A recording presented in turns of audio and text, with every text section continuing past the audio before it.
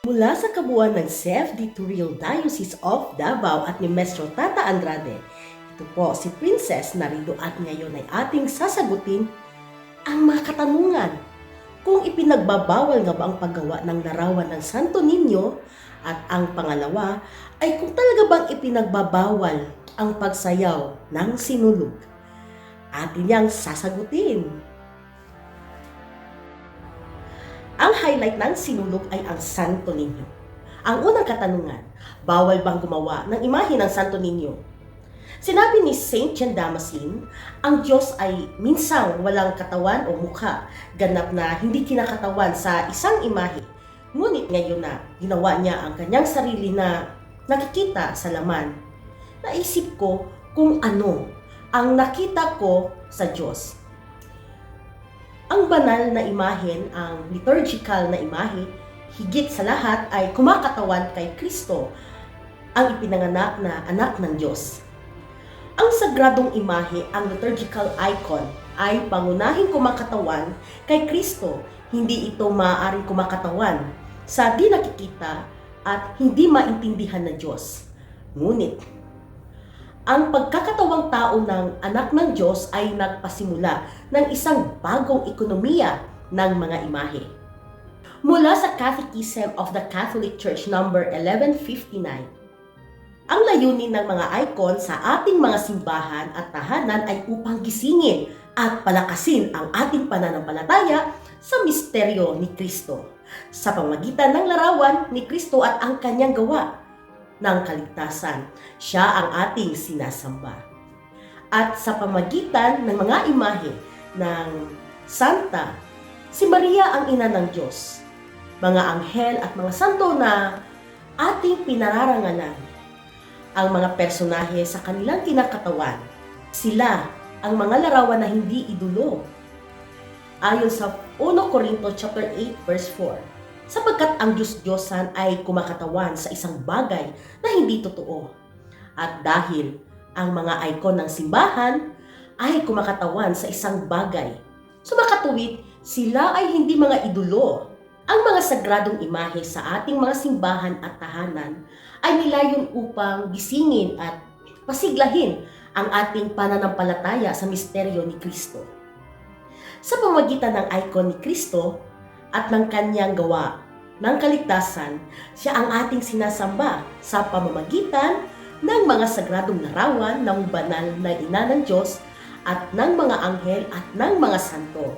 Iginagalang natin ang mga taong kinakatawan nito.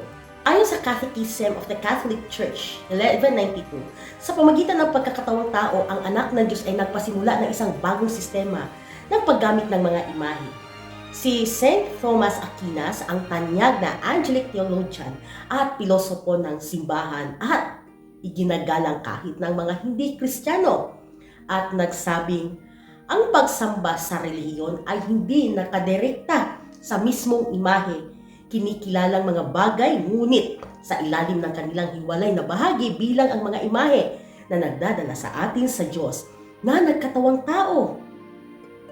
Ang ginagawa o galaw or movement patungo sa imahe ay hindi humihinto sa imahe, kundi tungo sa inilalarawan.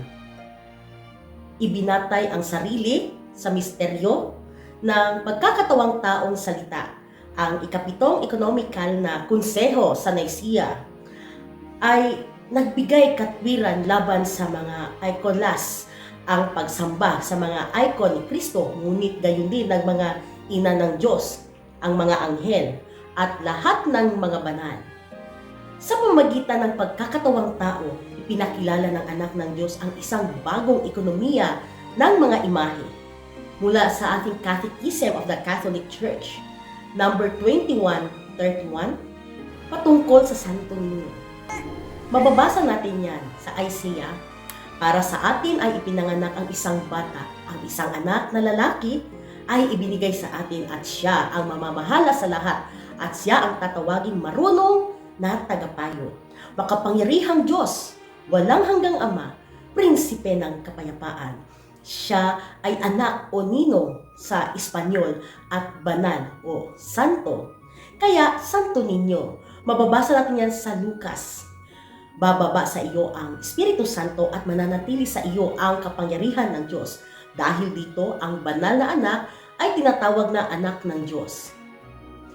Mababasa natin sa Lucas, "Por eso el Santo Niño que naciera será el llamado Hijo de Dios." Ayon sa La Biblia Las Americas.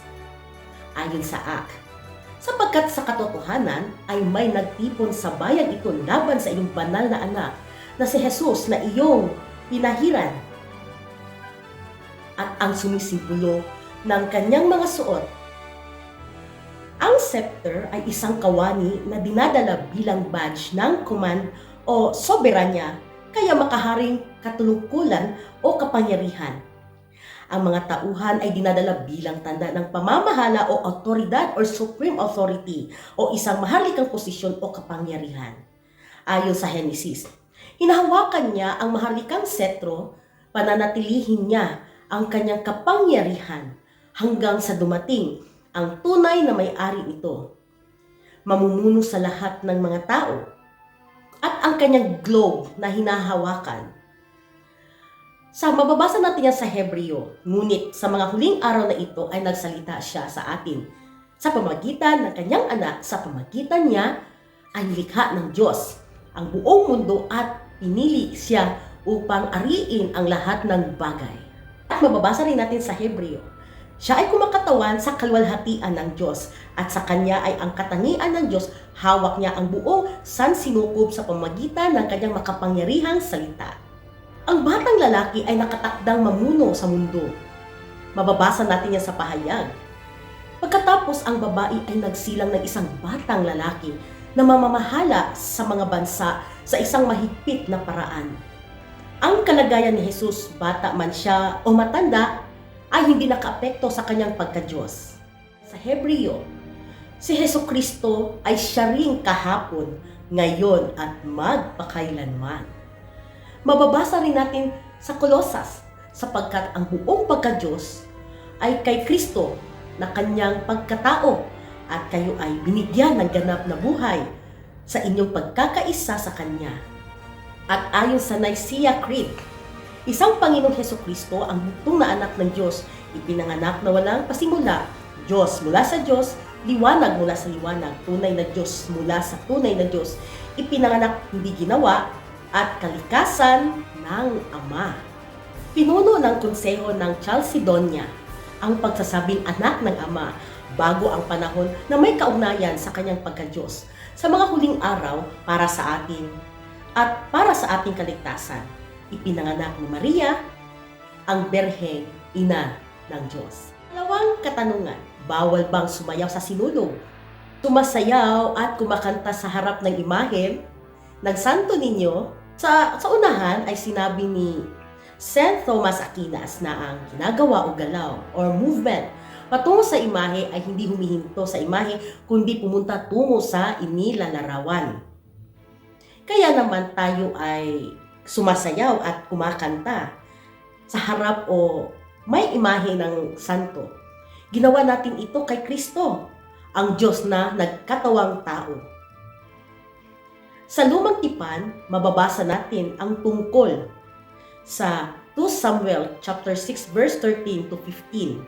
Nang makalakad ng 6 na hakbang ang may dala ng kaban ng tipan ng Panginoon, naghandog si David ng isang toro at isang pinatabang goya. At sumayaw si David taman sa hininga sa harap ng Panginoon, kaya't dinala ni David at ng mga Israelita ang kaban ng tipan ng Panginoon na may mga sigaw at tunog ng pakaka. Mababasa rin natin sa 1 Samuel chapter 10 verse 10. Pagdating nila sa Gibeah, sinalubong sila ng isang pangkat ng mga propeta at ang Espiritu ng Diyos ay umamba kay Saul at siya ay nakasama sa kanila sa mabuting sayaw at sigaw. At mababasa rin natin sa 2 Samuel chapter 6 verse 16. Si David ay luntos at sumayaw sa harap ng Panginoon. Sa awit, mababasa rin natin na purihin siya ng tambro at sayaw. Kasaliwan siya ng mga harps at flauta. Sa pagbabahaging ito ay sinasagot natin ang tanong tungkol kay Santo Niño. Una, Ang bawal ba ang paggawa ng larawan ng Santo Niño? At ang pangalawa ay ang pagsayaw ng sinulog. Mula sa kabuuan ng Sef de Turil Diocese of Davao at ni Maestro Tata Andrade, ito po si Princess Narido. Pro Deo et Ecclesia. Viva Pit Señor!